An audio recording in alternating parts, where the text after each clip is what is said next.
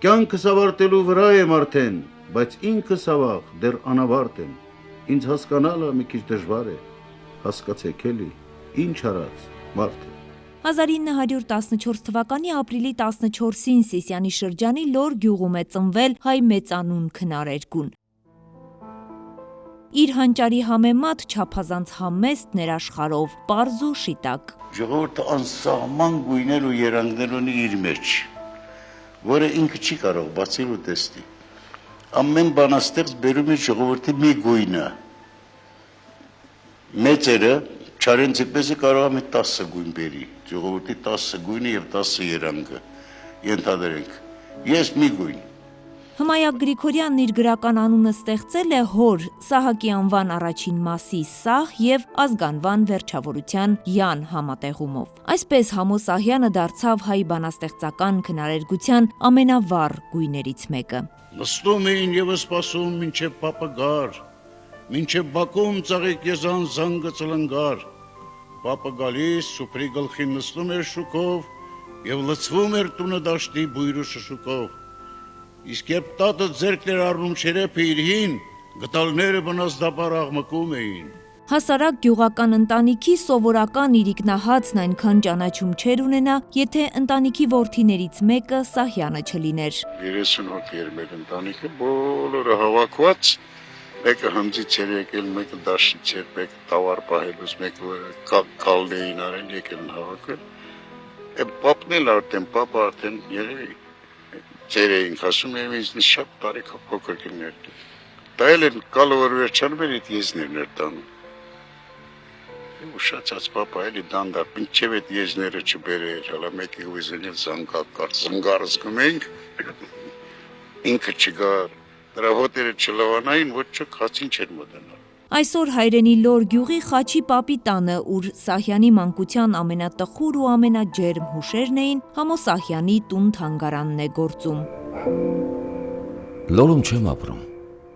ապրում եմ Լորով։ Լորը լիքն է միշտ իմ հորո մորով։ Աշխարհում ինձ մի Լոր է հիշելու, բայց մեռնելու եմ նոր է հիշելու։ Բնությունից գիր, գրից բնություն, ալտրուիզմից ազգայնականություն եւ ազգայնականությունից այլասիրություն, այսօրից անցյալ եւ անցյալից այսօր, բանաստեղծից գյուղացի եւ գյուղացուց բանաստեղծ, երթուդարձն էր Սահյանը, հարատև անվերջ երթուդարձը։ Հրանտ Մաթևոսյանն այսպես էր նկարագրում Սահյանին։ Շատ դժվար է բոլորին ծանոթ լինել։ Լավագույնը, այսինքն ինչ որ դարձել է աշխարհի սեփականությունը այդքանին շատից քիչ ծանոթ լինելով ես դա չեմ։ Ես են եմ, Սահակի տղան, Լորի տղան, ես խոտի այդ քարի տղան և հայոց լեզվի գյուղի տղան, հայոց լեզվի տղան, հայոց բնավորության տղան, քան թե գրականության։ Իրեն գրականության տղան չէր համարում, բայց եւ անկեղծ էր ընթերցողի հետ։ Մարդ Սահյանը նույն բանաստեղծ Սահյանն է, ասում էր։ Բանաստեղծ Սահյանը նույն մարդ Սահյանն է, այն տարբերությամբ որ բանաստեղծությունը չի ծխում, չի խմում, կնոջ վրա չի ջղայնանում, ուշ չի տուն գալիս, չեմ մանում այնտեղ գլուխը չի ցավում, չի հիվանդանում, իսկ մարդը հիվանդանում է, Սահյանը, մարդը։ Բանաստեղծը չի, այսքան տարբերություն կա։ Սահյանի բանաստեղծությունները տպագրվել են դեռևս 30-ական թվականներից, սակայն նա համընդհանուր ճանաչման է արժանացել ռազմաճակատում գրած Նաիրյան Դալար-Բարդի բանաստեղծությամբ։ Այդ բանաստեղծությունը հայրենիքի նկատմամբ անդավաճան սիրո սահյանական առաջին դրսևորումն էր։ Ախր ես ինչպես վեր կենամ գնամ,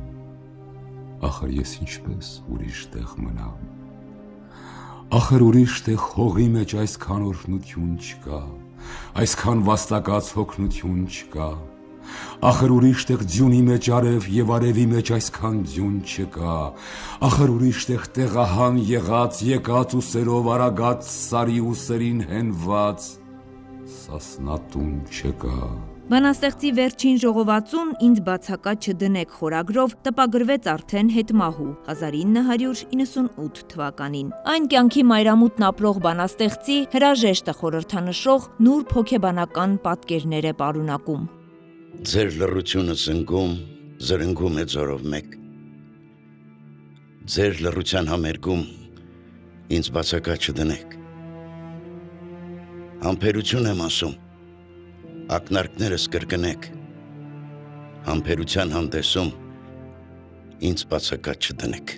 Արևիկ Սարդարյան, Արմալուր։